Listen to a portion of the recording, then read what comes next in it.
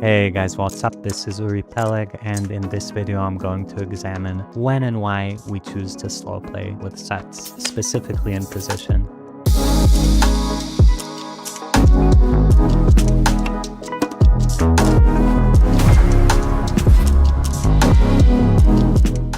Now, slow playing means setting the trap. I think it's a very underexplored aspect of poker. And I'm going to start out by looking at the 7-4 deuce two-tone board. And what you'll see immediately is that sets basically never slow play. 2.8% is very reasonably in the round to zero or simulation is not accurate enough area. And you'll see that the sets overlap with the equity bucket of 90 to 100. You know, in poker, our incentive is to build a pot when we have the best hand and to kind of maneuver toward the appropriate pot size with every single hand. And the appropriate pot size for the 90 to 100% equity bucket hands is generally all in. So our basic strategy really wants to revolve around just putting all the money in with these hands, and you would need a very maniacal opponent to ever consider checking these back here. Now, every other equity bucket, even 80 to 90, we can see clearly does have checkbacks, and the hands that exist in the 80 to 90 bucket are hands like pocket aces, or in this case, you know, a7 of hearts, which doesn't check back, but say 7-8 of hearts. So these are extremely strong hands, but they do check back sometimes. And if I were to try to conceptualize why always bet the 100% but check back the 80 to 90, I'd look at it in kind of a macro sort of way and say, well, I want to have some traps. I want my checkback range to have some traps. But which hand would I rather trap? The 90% equity hand or the 100% equity hand? And the answer is, you know, by trapping, you lose out on a bet and you slow your opponent down when he tries to bet.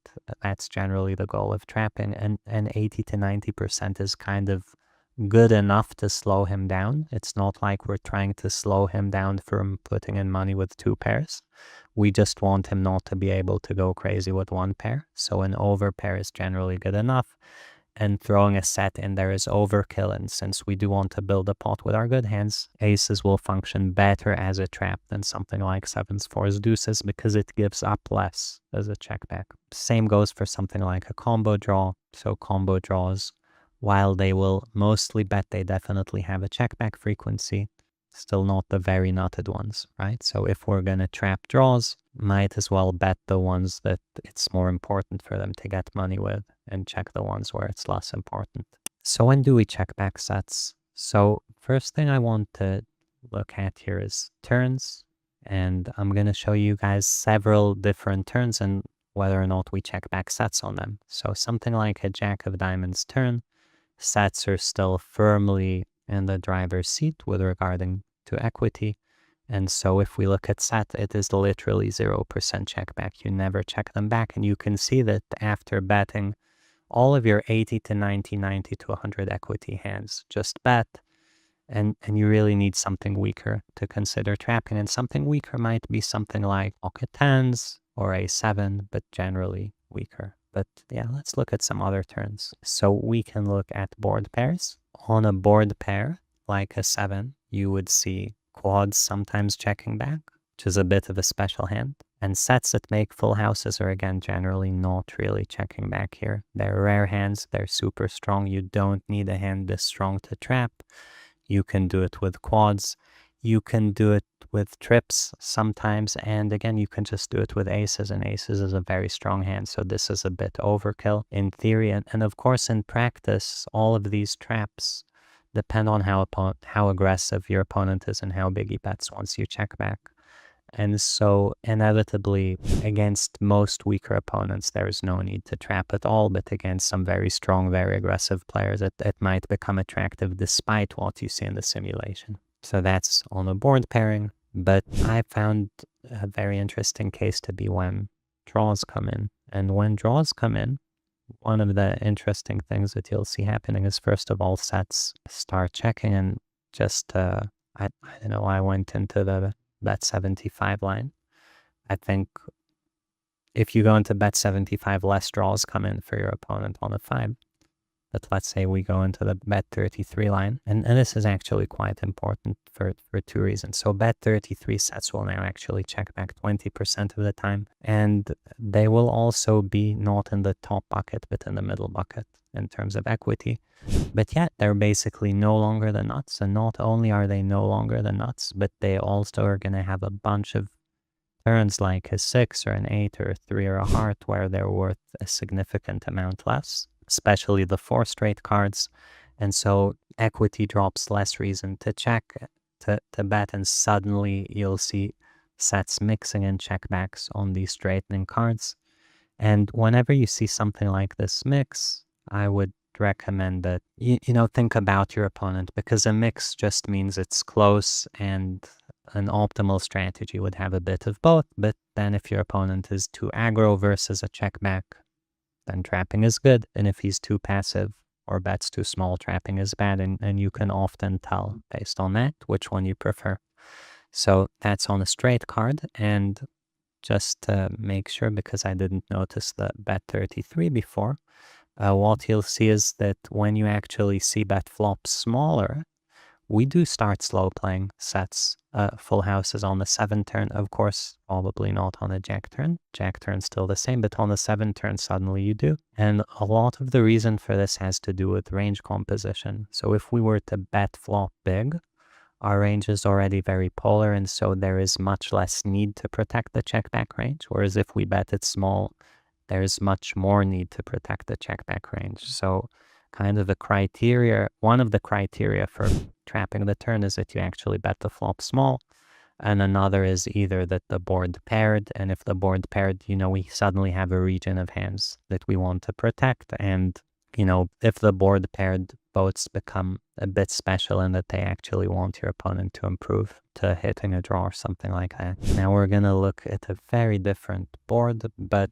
once we examine the turns, and this is generally one of the advantages of examining turns, we can now look at the flop through new eyes, and we already know that if a straight comes in, sets start checking. So what if a straight is there already on the flop? So 7-5-4 two-tone does have a straight on the flop, and immediately we see that sets start checking back 13%. As opposed to 0 on 7-4 deuce. So with a straight on the board, it's definitely something we can do. If we want to ask ourselves why, the first thing I'd look at is where are sets, and we see that they're in the 80 to 90% equity bucket where aces was before. And I think this is really a major driving factor behind the possibility to check. Like, you're not giving up as much to check. And that's kind of the driving force behind it. Now, interestingly enough, our opponent is actually supposed to lead out 53% of the time, and I'm fairly sure this doesn't happen. So if we kind of jump and go AI solve and ask ourselves more in practice, like, what if our opponent didn't have a leading range? And so sets are probably going to jump even lower down in the equity bucket. So we'll do this. Right, basically click check, and we see that now sets actually check back 42% of the time. And where are they in the equity bucket? Still in the 80 to 90 range, probably just a fair bit lower down in it.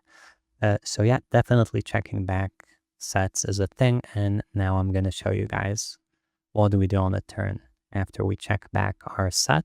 Yeah, just to walk you guys through what a set that checked back would do on the turn. Let's say the turn is a jack and our opponent fires out a bet. What would we do with our slow played sets? And the answer is almost always raise, right? Like, we slow played, we got a good card, we now put money in. But what if we got one of the million bad cards, like a 6? Of course, here our sets would mostly be calling. And if you get the jack and your opponent checks, now a set is good enough to bet and would just bet. And then the size depends on the bet sizes you're using. Here we have a simulation with multiple sizes, and you can see sets strongly prefer to go into the big one, because basically once the good run out came up, they're trying to catch up to the appropriate pot size that they missed out on. So Yeah, to summarize, I would say checking back sets is a part of GTO strategy. I think that is something to be at least curious about. And that, whenever something is here, it's always a hint, and always you should question, well, if it wasn't there, what would happen? And we can only imagine, if someone never slow plays and when they check back, you get to value bet very thin and bluff a lot and go for very big sizes.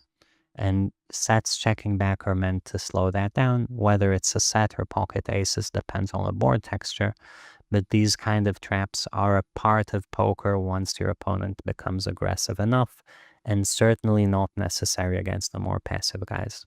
Yeah, that's it for this video. Hope you guys enjoyed it. Let me know what you think in the comments, and if there's anything else you'd like me to explore. There is an option for when to slow play sets out of position, and let me tell you, it's a lot more common. And yeah, see you guys next time.